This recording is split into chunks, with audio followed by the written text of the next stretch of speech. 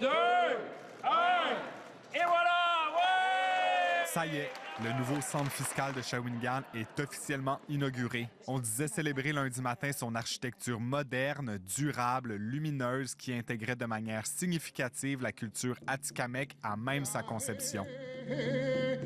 Notre centre fiscal, parce que je vais parler en votre nom, on en a rêvé.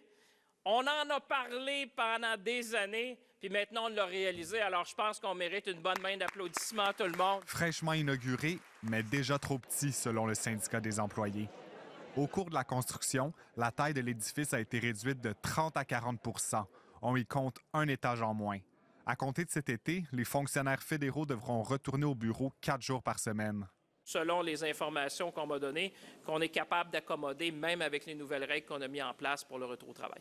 Écoutez, avec le respect que je dois au ministre, pas sûr qu'il a été bien informé. La réponse est claire, c'est non. À 3 jours par semaine, la bâtisse est à pas mal à capacité. Il y a des endroits pour les endroits individuels, mais là, je pense que le ministre, il a l'air à inclure aussi des endroits d'air commune, des salles de réunion. C'est pas des endroits où les gens peuvent travailler. Donc, à 4 jours par semaine, la bâtisse est trop petite.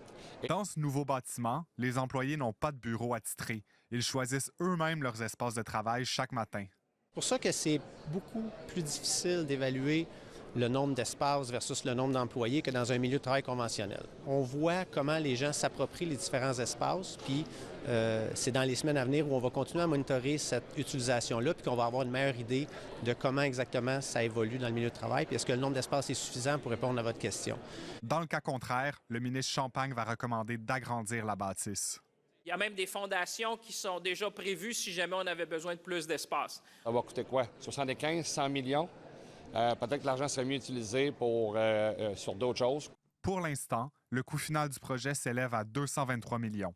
Des travaux d'aménagement extérieur, incluant stationnement, se poursuivront jusqu'à l'automne 2026. Ici Jules Couturier, Radio-Canada, Shawinigan.